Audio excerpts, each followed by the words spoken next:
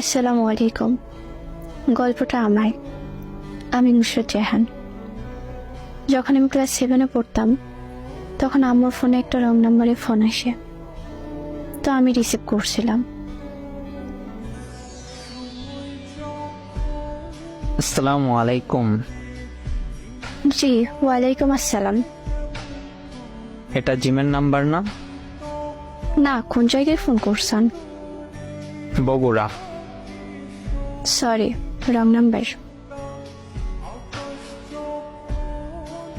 5 minute পর সে আবার phone করে।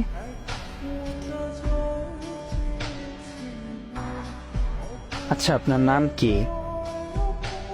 মোসাম্মদ নুসরাত জাহান। আপনার? রিফাত। বাসা কোথায়? ধাওয়াহাট, নওগাঁ। আপনার বাসা কই? বগুড়া, আদমদিঘি।